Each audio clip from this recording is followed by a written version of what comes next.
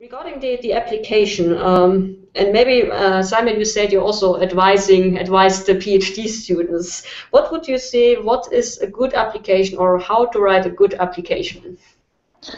Yeah, I don't think it's much different targeting Germany than it is anywhere else. Of course, if you speak some German, indicating this in your application could help. Belinda said she was applying actually in German, and that would even help more. However, if you don't speak German, then you should also say in the application that you are willing to speak German or to learn how to speak German.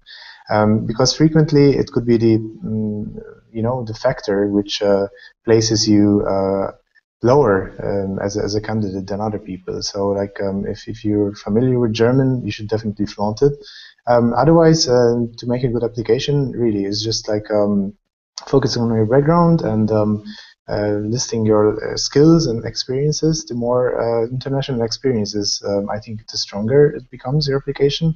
So even if you didn't do anything with Germany or German-based institutions, international experiences always help a lot. So I think that, and yeah, I mean, you need some publications because publications at an international level, so at conferences which are known internationally with a good rating, that's kind of like certificates, yeah, for you. So if people understand that you've been accepted by the scientific community in your domain, then you have very good chances in being taken more seriously than others. So I think here publications, as a researcher, you really need publications, yeah.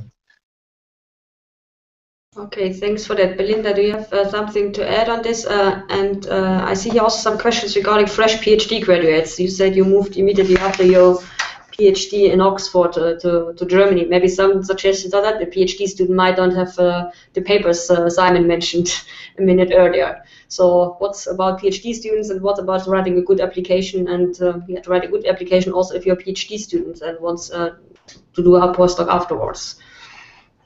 Yeah, I think, so I was a PhD student when I was looking for jobs here, and or I just submitted my thesis, I think. But I was quite lucky that I did have some publications from my master's, and I had one publication from my PhD already. So I guess that was maybe slightly different. It's hard to say how much of me getting my job was due to that. But I think I have the impression that also what people really respect a lot here, or what people look for, is this like ability to work independently, ability to generate your own ideas, and to know what you want and where you want to go with it. And I think if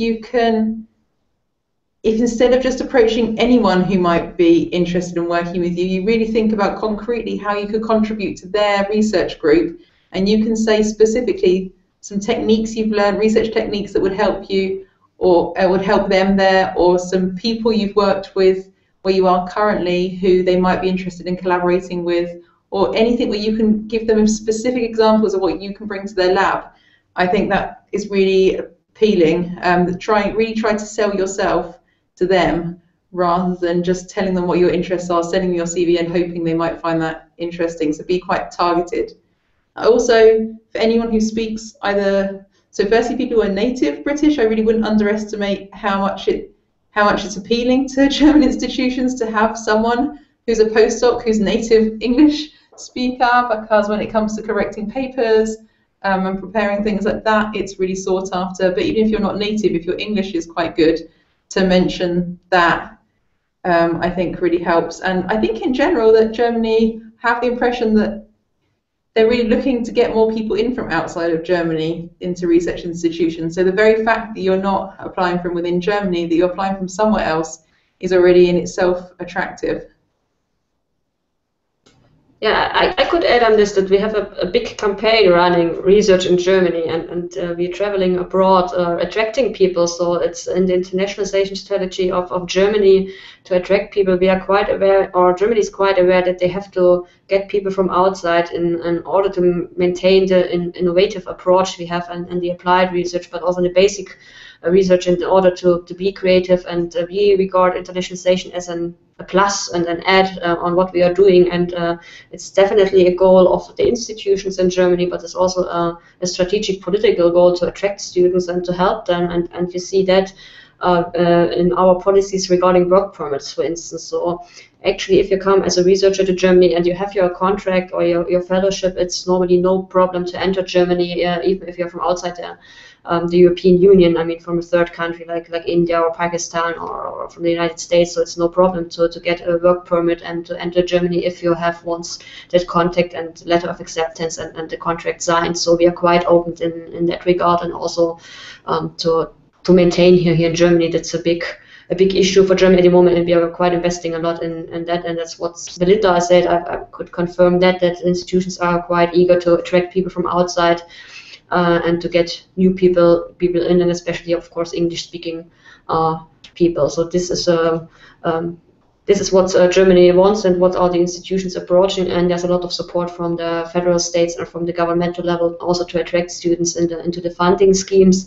At the moment, we have more than 50,000 researchers from abroad which are receive some funding from institutions, which is quite a large number, and you see that it's quite a international environment we have here in Germany, which we want to improve.